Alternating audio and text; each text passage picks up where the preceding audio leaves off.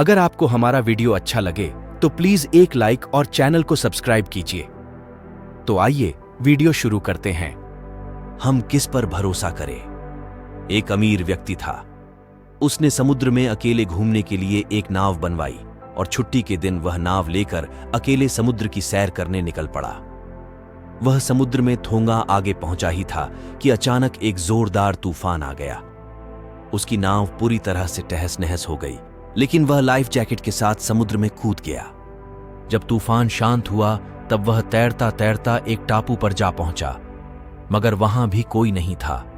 टापू के चारों ओर समुद्र के अलावा कुछ भी नजर नहीं आ रहा था। उस आदमी ने सोचा कि जब मैंने पूरी जिंदगी में किसी का कभी बुरा नहीं किया तो मेरे साथ बुरा नहीं होगा। उसको लगा कि ईश्वर ने मौत से बचाया है तो आगे का रास्ता भी वही दिखाएगा। धीरे धीरे वह वहां पर उगे झांग फल पत्ते खाकर दिन बिताने लगा, मगर अब धीरे धीरे उसे लगने लगा था कि वह इस टापू पर फंस गया है। मगर अब भी ईश्वर पर उसका भरोसा कायम था। उसने सोचा, इतने दिनों से मैं इस टापू पर मारा मारा फिर रहा हूं, क्यों ना यहां एक झोपड़ी बना लूं। पता नहीं अभी और कितने दिन यहां बिताने पड़े।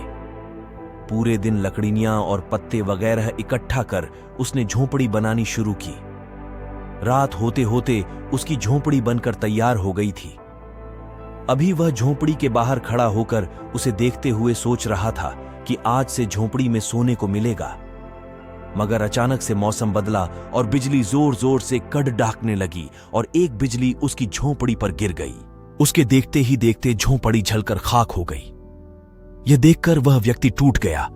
उसने आसमान की तरफ देखकर बोला, हे ईश्वर, यह तेरा कैसा इंसाफ है?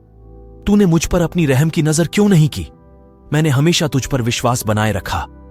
फिर वह इंसान हताश और निराश होकर सर पर हाथ रखकर रोने लगा। अचानक ही एक नाव टापू के पास आई। नाव से उतरकर दो आदमी बाहर आए और बोले कि हम तुम्हें बचाने आए हैं। दूर से इस वीरान टापू में जलता हुआ झोंपड़ा देखा तो लगा कि कोई उस टापू पर मुसीबत में है।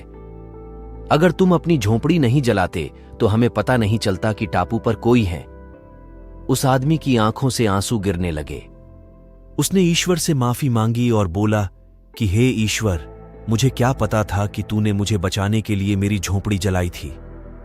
यकीनन तू अपने बंदों का हमेशा ख्याल रखता है। तूने मेरे सब्र का इम्तिहान लिया, लेकिन मैं उसमें फेल हो गया। मुझे माफ कर दे। इस कहानी से यही सीख मिलती है कि दिन चाहे सुख के हों या दुहक के, भगवान अपने बंदों के साथ हमेशा रहते हैं। हाँ, हम एक बार ईश्वर से रूठ सकते हैं, लेकिन ईश्वर हमसे कभी नहीं रूठता। वह हमेशा अच्छा ही करता है। अक्सर हमारे साथ भी ऐसे हालत बन जाते हैं। हम पूरी तरह निराश हो जाते हैं और अपने ईश्वर या नियति से रूठ जाते हैं और विश्वास खो देते हैं, जिससे हमारे यानी आत्मविश्वास में भी गिरावट होती है। लेकिन फिर बाद में हमें पता लगता है कि परमात्मा ने जो किया वह अच्छा ही किया था, नहीं तो आज मैं यहां न होता।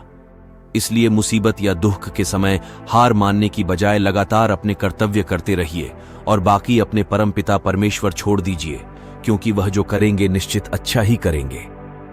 जो प्राप्त है वही पर्याप्त है। जो प्राप्त